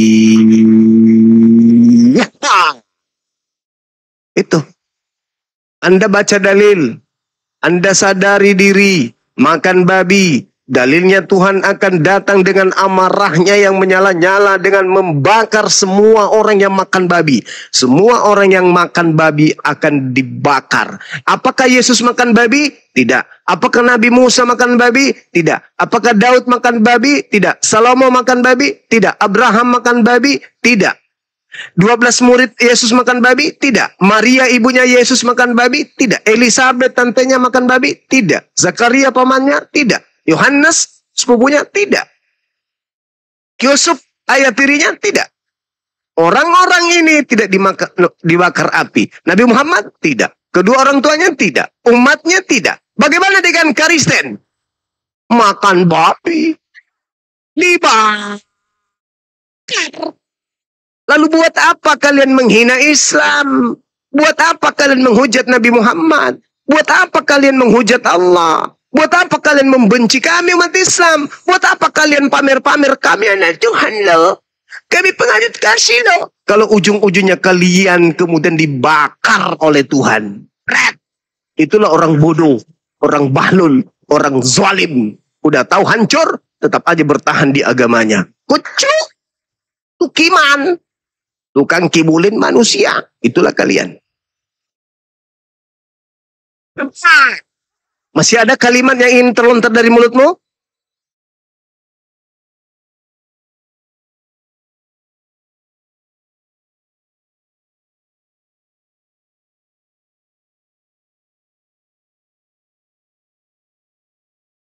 Kami bilang gini, kami bisa makan babi kalau kami dalam kelaparan. Tidak lagi orang kelaparan, makanan di mana-mana. Ada yang bilang begitu juga. Itu orang bohong. Di mana lagi di sudut kota ini kita bisa kelaparan? Katanya diperbolehkan. Nggak ada itu di kota ini orang kelaparan. Kecuali terjadi perang dahsyat, terjadi huru-hara dahsyat, terjadi bencana dahsyat, terjadi kemudian hal yang mencekam, bencana alam besar. Tidak ada makanan sedikit pun. Kalau tidak makan babi maka mati. Nah masalahnya sekarang adalah ketika makanan yang lain tidak ada, sudah pasti babi juga nggak ada. Berarti babi itu menolong. Menolong dari orang yang kelaparan. Silakan kamu minta tolong sama babimu.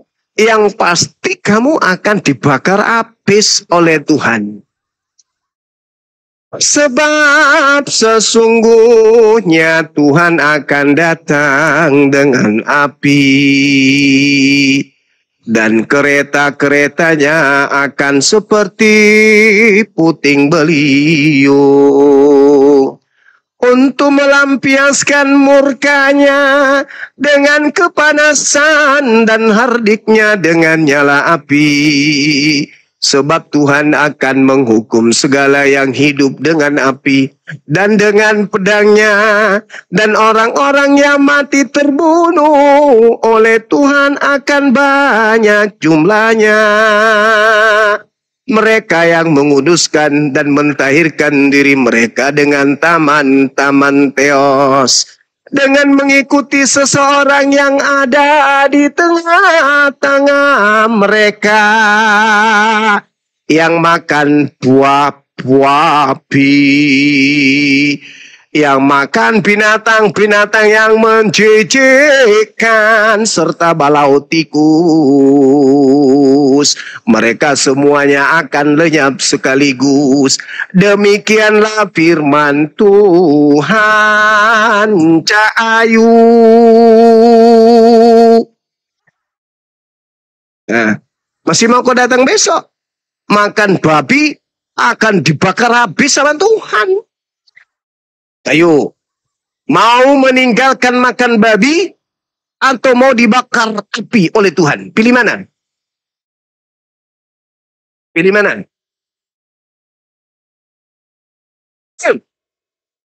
Pilih mana? Hey! Mau dibakar api sama Tuhan atau meninggalkan makan babi? Pilih mana?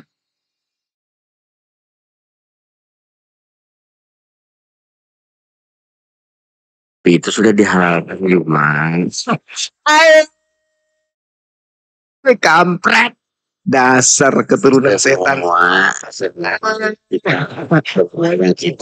Ya sudah, silakan kau makan, silakan. Yang menghalalkan itu kan Paulus. Silakan kau makan, silakan. Tapi Tuhan mengatakan dia akan datang membakar seluruh pemakan babi.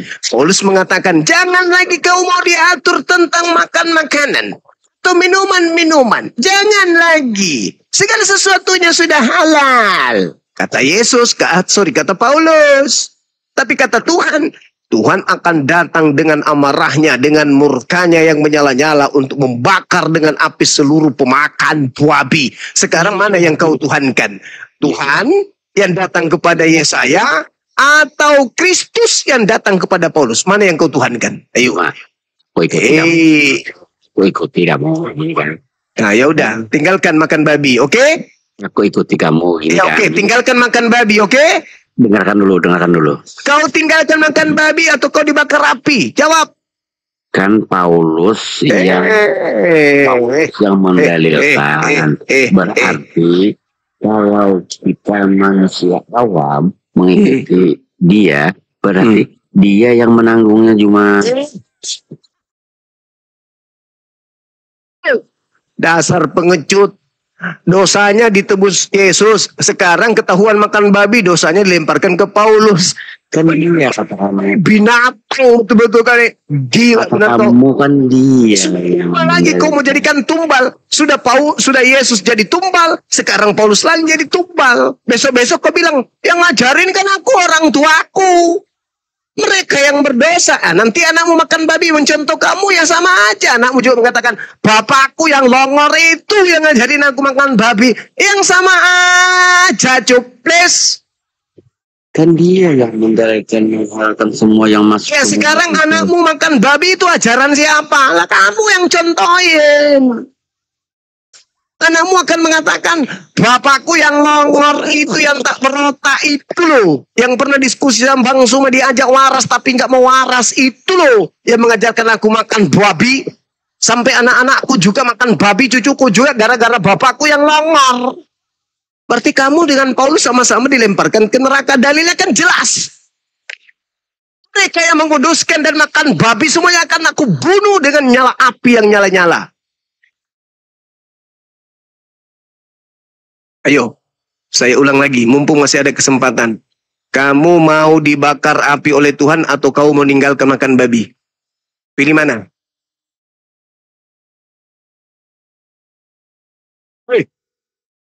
Pilih mana? Enak cuma.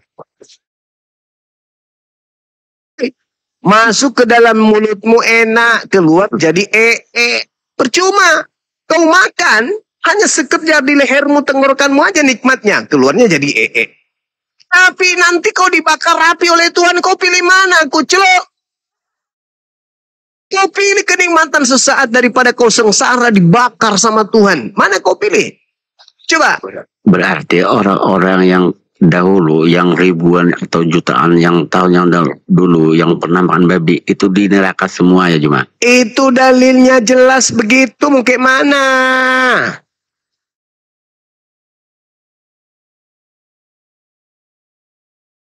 Tobat nggak? Tobat nggak? Dari lahir sudah makan babi Juma. Ya, begitu kau tobat kan dihapuskan dosa-dosamu semuanya. Karena kau belum tahu, belum ketemu dengan pengsuma. Kau makan babi aja terus karena kau belum tahu dalil. Yang kau tahu itu ke gereja, dengar khotbah, bayar perpuluhan. Pendetamu tidak ngajarkan selamat. Pendetamu ngajarkan kau membayar perpuluhan dengan mulut-mulutnya manis itu. Ayo dijamin keselamatan, pokoknya kita masuk surga. Nenekmu kiper. Ayo, tobat nggak?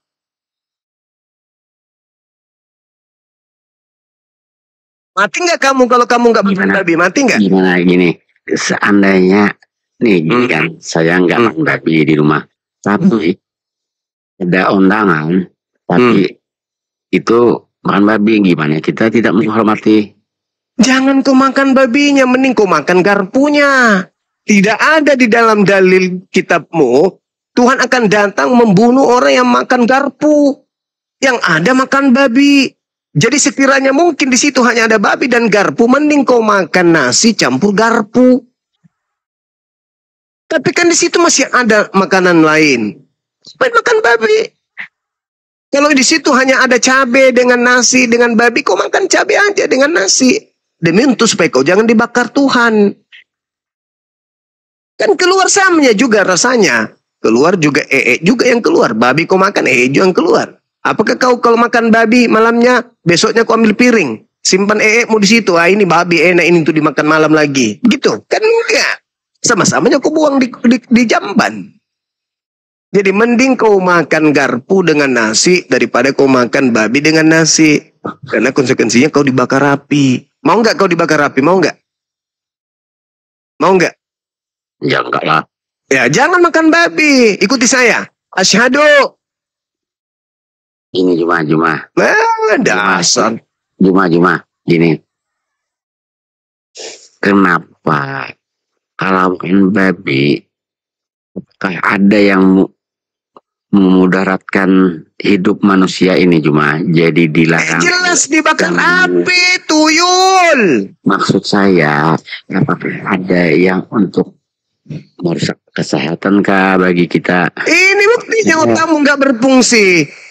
Kau nggak sadar. Menyembah manusia kenapa nggak bergeming? Yesus mengancam neraka, kenapa nggak bergeming?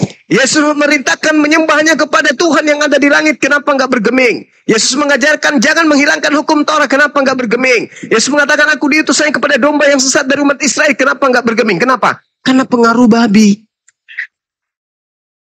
Babi membuat kau lebih dekat kepada iblis daripada kepada Tuhan. Babi. Makanya Tuhan melarang, jangan makan babi. Karena kau kapan makan babi, akibatnya pasti ada. Apa itu? Otak hatimu tertutup kepada Tuhan.